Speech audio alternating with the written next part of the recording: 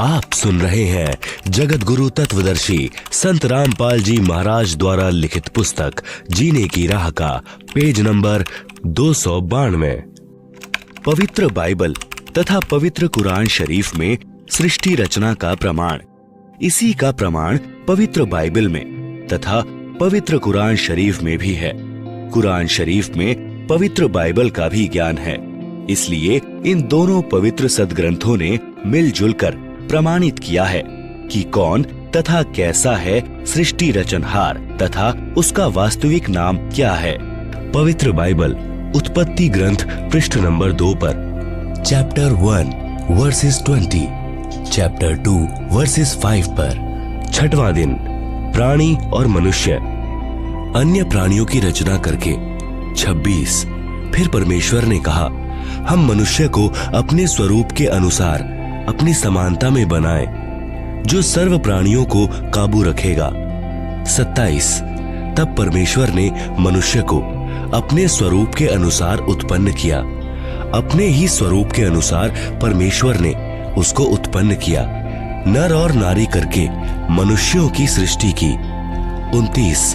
प्रभु ने मनुष्यों के खाने के लिए जितने बीज वाले छोटे पेड़ तथा जितने पेड़ों में बीज वाले फल होते हैं वे भोजन के लिए प्रदान किए हैं। मांस खाना नहीं कहा है।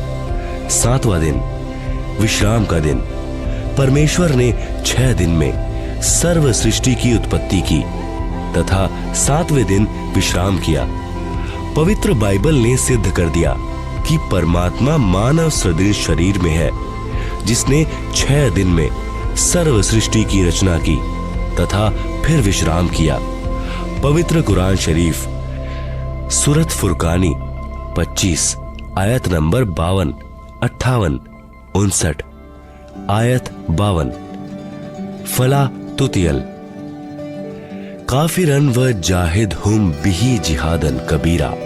कबीरन इसका भावार्थ है कि हजरत मोहम्मद जी का खुदा यानी प्रभु कह रहा है कि हे पैगंबर, आप काफिरों यानी जो एक प्रभु की भक्ति त्याग कर अन्य देवी देवताओं तथा मूर्ति आदि की पूजा करते हैं का कहा मत मानना, क्योंकि वे लोग कबीर को पूर्ण परमात्मा नहीं मानते।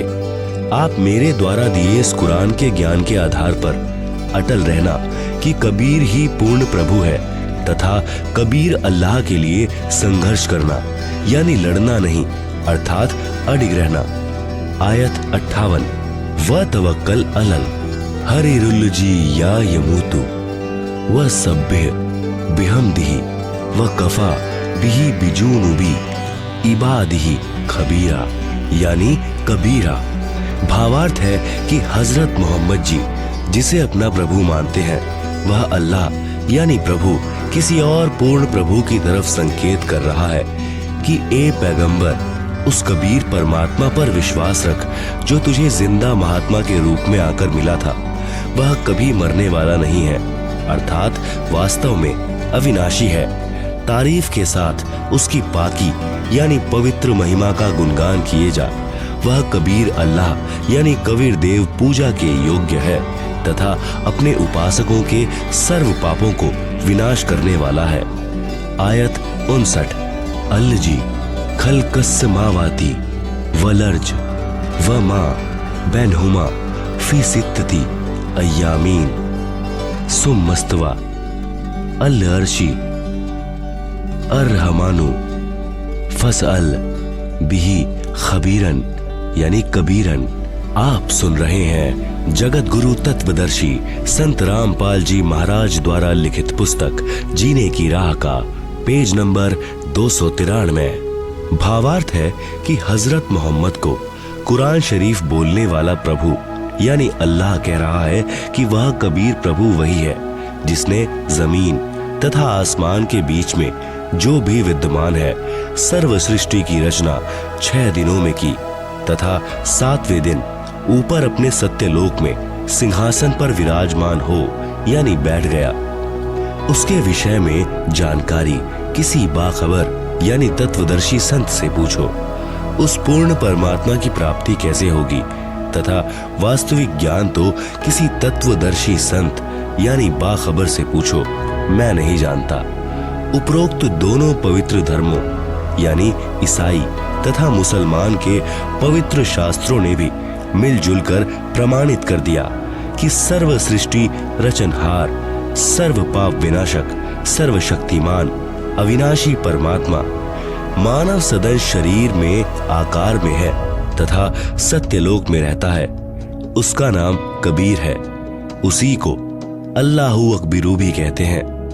आदरणीय धर्मदास जी ने पूज्य कबीर प्रभु से पूछा कि हे सर्वशक्तिमान, आज तक यह तत्व ज्ञान किसी ने नहीं बताया, वेदों के मर्मज्ञ ज्ञानियों ने भी नहीं बताया।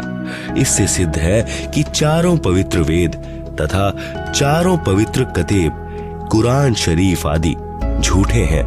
पूर्ण परमात्मा ने कहा, वेद कतेब झूठे नहीं भाई, झूठे हैं जो समझे नहीं। भावार्थ है कि चारों पवित्र वेद ऋग्वेद, अथर्ववेद, यजुर्वेद, सामवेद तथा पवित्र चारों कतेब कुरान शरीफ, जबूर, तौरात, इंजिल गलत नहीं है, परंतु जो इनको नहीं समझ पाए वे नादान हैं।